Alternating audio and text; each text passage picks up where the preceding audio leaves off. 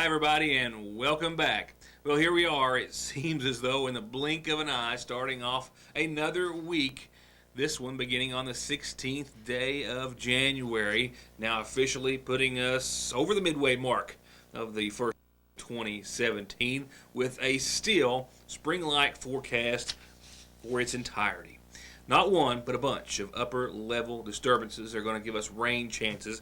Not just showers, but rain chances as well. Maybe some thunderstorms, and temperatures will roughly range from the mid 30s, very seldom in that range, to the 60s again. We'll have an updated forecast, which indeed is more spring than winter, but all Kentucky. Headlines tonight will include a sit down that I did earlier today. News broke just shortly after it took place about a home invasion in Johnson County, a friend of ours, nonetheless. And today I sat down with he and some of his family, and we spoke about the entire chain of events that evening. A report you may have heard some of, but not to the detail that I'll have for you in just a few moments. With that said, it was a long weekend news-wise and family-wise.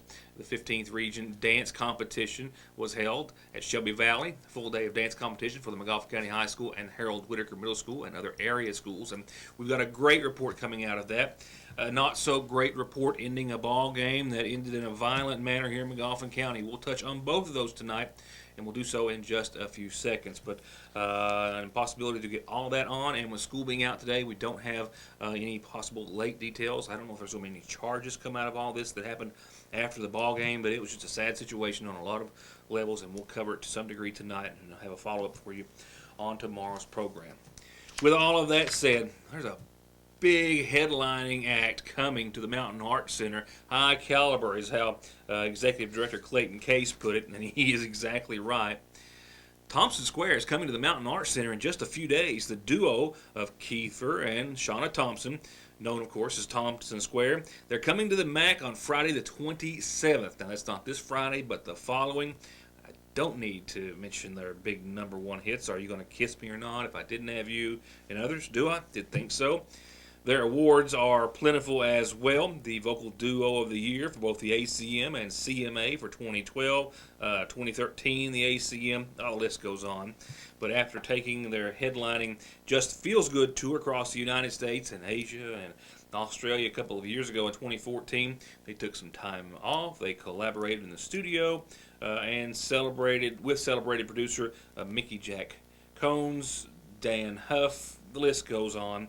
And in 2016, just last year, of course, they welcomed their first child and then released their first single thereafter, and it was You Make It Look So Good. So their opening act, by the way, is Triple Run, and that includes, as most of you know, Knott County native and former Kentucky Opry Junior pro Brittany Taylor Howard.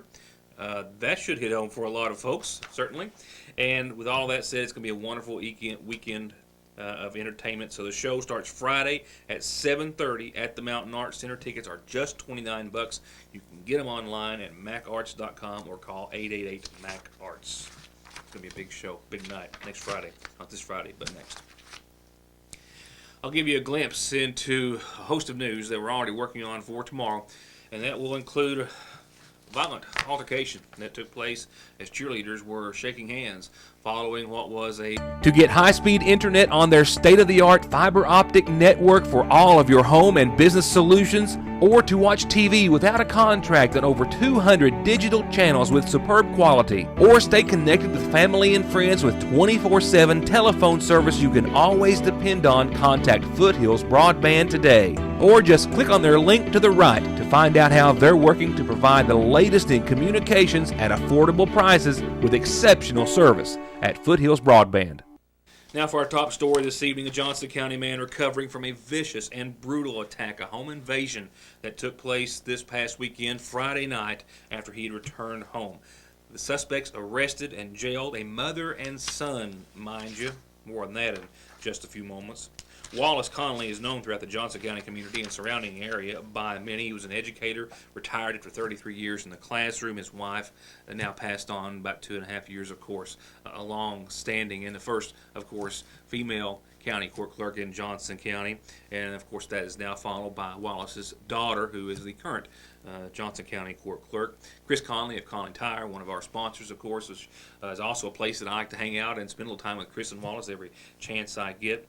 So they're very well known, being my point. They're also known by the man who, along with his mother, intentionally and nearly beat Wallace to death in a planned home invasion Friday night. The 80-year-old Johnson County businessman, as you will see, obviously still recovering after being beaten by a pipe or some other object or weapon repeatedly, sat down with me today alongside his daughter, Sally Conley Holbrook, to talk about the entire ordeal and the arrest that has taken place and how that one of the suspects had known them quite well and had even been in their home on multiple occasions. We've known Arthur Shane Webb, or we call him Shane. We've known him since he was probably 12 years old. Since my son and he went to started in the middle school together, and they spent a lot of time at my home. And of course, as they were growing up, they spent time at my parents' house too, on the farm and playing, and just. They all just were, we were acquainted with them through school, and I'm sure that, and I can't tell you for sure, but I'm sure Shane spent nights at my parents' house with my son, and he was always well liked by our family, and he actually was employed at Conley Tire 2 different occasions, and I would have. It hurts me terribly to know that he could have done something so heinous to anyone, but especially to people that had been treated him like he was our family, And with that long-time knowledge of Wallace's work, home, habits even, 31-year-old Arthur Shane Webb and his 49-year-old mother, Ronnie Webb, planned to rob Wallace. Apparently had cased out his home at least the day of, and maybe even before, in the Swamp Branch Leander community, and waited for Wallace to return home from work. After driving by the house several times, they parked at a wide spot just across the road and within eyesight of Wallace's home, and they waited for him. And that's where they were probably caught off guard when Wallace actually drove past them, saw the car sitting there, thought something might be amiss, turned around, and then went back to see if they needed any help. An encounter he has a clear memory of the 2 people in the car, of the vehicle, and, given the fact that it's Wallace Conley, even the make of the tires on the car. The lady that was behind the wheel, she was slow about rolling the window down, but she did, and I asked her what was her problem, what was her need, or why was she parked in our driveway, and she said that she was looking for some tacky lady, and that she'd gotten on the wrong road, and that she was leaving. And I just noticed the vehicle, the physical aspects of the vehicle. I noticed the tires, of course, and I saw that the passenger side of the tire, that there was a Wild Country tire that was on it. It was raised letters, so I knew what it was. A few minutes later, when Wallace got home, he says that he noticed that the car was still there, but he went on in, turned on the TV, started eating a meal that his sister had left for him, when he heard a knock at the door, to which he answered. It was the same woman asking to use the phone, to which Wallace politely said he didn't allow strangers inside after dark, and went back to his seat. And it was about that time that I heard this awful crushing, breaking sound. And apparently they had broken the glass door, and of course that's when I became very apprehensive, and I started to where I had a weapon, a pistol, and so I started to get the pistol, and before I could get it, then this is when I felt that awful lick on my head, and I didn't pass out. I think if I'd have ever passed out, that they would have killed me for sure. And the next thing I knew, I was lying on my back, and I think there were at least two people that was beating on me, and they had this object that they were beating me with. They had it raised over their head, and I felt like that if they had gotten the lick in, that probably they would have killed me. And all the time, he said, as much as he could, he kept fighting, literally thinking that he was fighting for his life, fighting to see his children again, and trying to fight off one of his attackers who got just close enough for him to get a kick into the groin. He says he remembers that, and then a few moments later, he remembers it getting quiet, and that with blood in his eyes, beaten, and left for dead, he was able to get to his feet, and then he found that he was home alone, and that he'd been robbed of his money, his wallet, his keys, his phone lines had been cut, and that he had to try to get some help some way. He couldn't drive to get any. He walked to the road, but there were no cars passing by at that time. And then he noticed the lights on at the Fraley residence, just several hundred feet up the road, and he was able, he doesn't know how, but able to make it there, where they let him in and called police. I feel like it was attempted murder. I know they're being charged with other charges. Maybe, I don't know what it could be upgraded to, but I mean, I think they had to have left him for dead. That's my opinion. But, I can't prove that. But I think they did attempt to kill my father. The Johnson County Sheriff's Department and the Kentucky State Police were at Wallace's home only moments after the Fraleys called 911. And with tips from neighbors and others pouring in almost immediately, those authorities soon got a make on the car and the two suspects.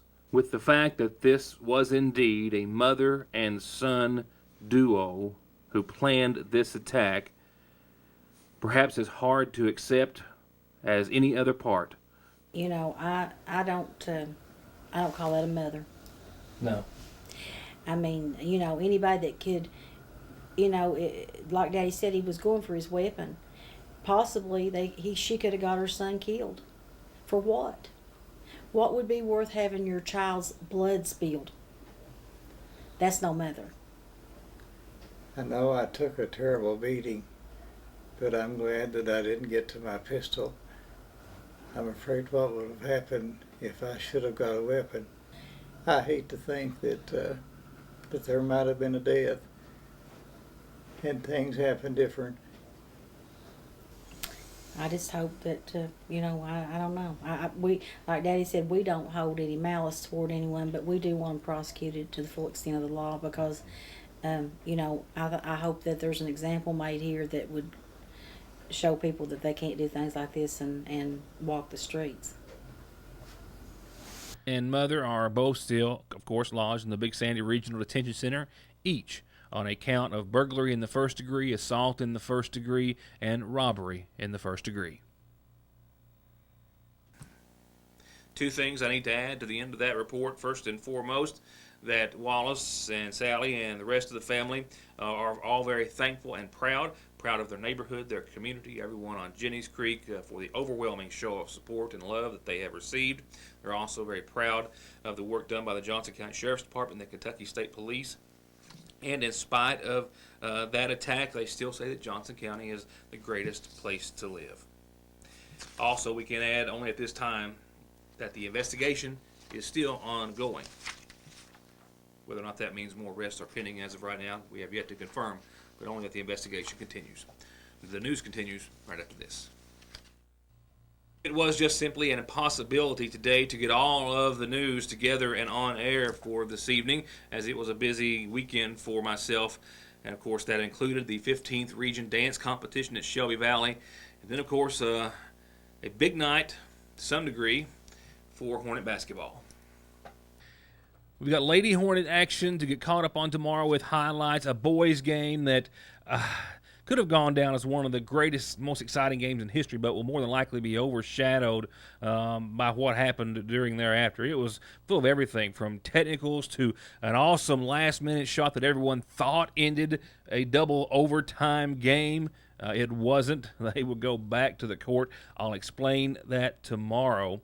But an incredible evening of district action between Sheldon Clark and Magoffin County is more than likely going to be remembered and overshadowed by a violent altercation that took place between cheerleaders and also by some actions of others, many of which were ejected for, well, let's just call it what it is, just some ugly atmosphere that was generated and mostly by adults. We've got highlights and some lowlights of that to come on tomorrow's program. We even had one cheerleader not related to the incident, but a student at the high school who had to be taken out on a stretcher.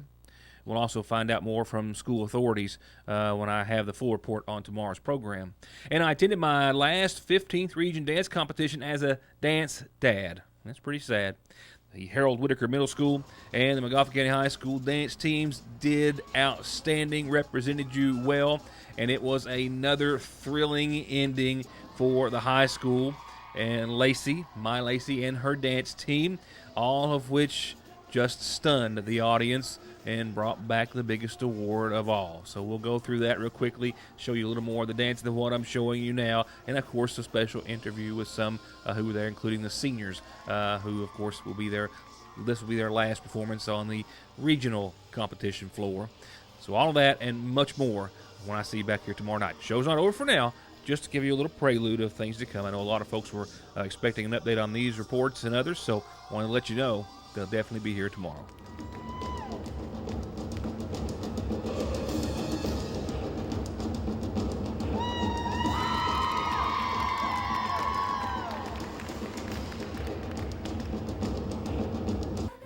Now, for a somewhat brief community calendar brought to you by Magoffin Farm Bureau this Monday. A birthday wish. It's a bit belated. Came in Friday, but we'd already got that part of the show done and ready to air. So a happy belated birthday to Paul Minix Jr. Love, Mom, Dad, and your brother Trenton. Happy, happy birthday to you.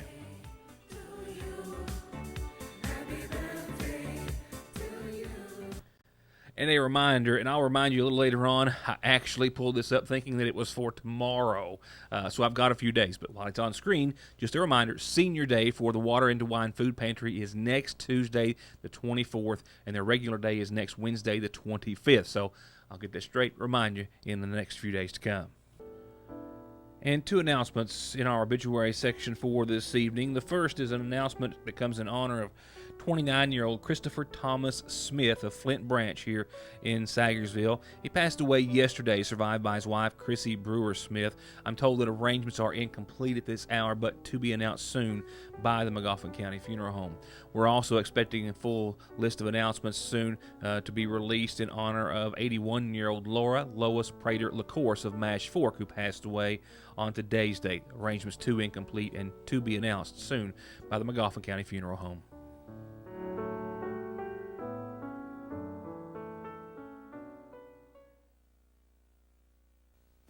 And wrapping it up for this evening, the fact that we are now halfway through the month of January with spring still very much still in the air.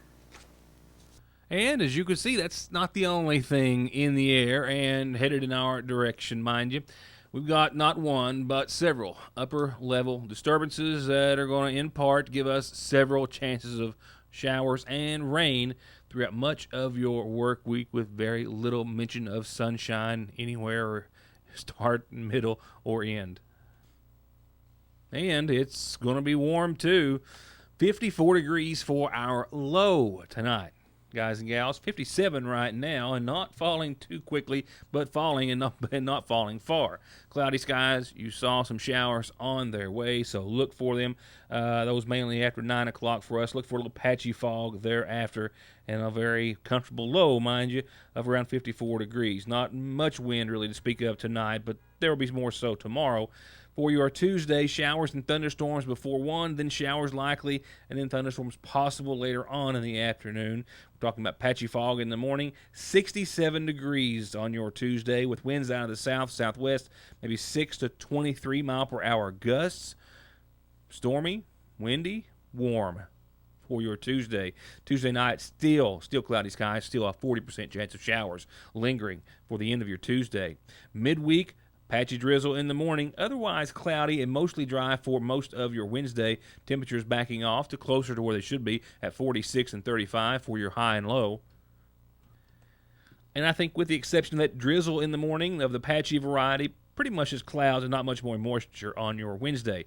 But by Thursday, we get back into that pattern. Temperatures climb back up to the upper 50s. A 20% chance of shower makes its way into the forecast, say, after 4 o'clock on your Thursday. By Thursday night, rain is going to be likely. Our next round rolls through Thursday night and into your Friday, when on Friday, we've still got rain in the morning and showers continuing throughout much of your early part of Friday at least. 62, mostly cloudy and wet for at least the first half, I think, of Friday. For your weekend, the first half of it doesn't look too bad. And in fact, the first mention of at least partly sunny skies we've had in a while. Partly sunny and 66 on your Saturday. By Saturday night, another slight chance of some showers works its way back into the forecast. And the last half of your weekend, Sunday, looks to be another wet one. 61, rain likely. For now, good night. Thank you for watching. And tune in to find other exclusive news and information back here tomorrow night for more Your News Today.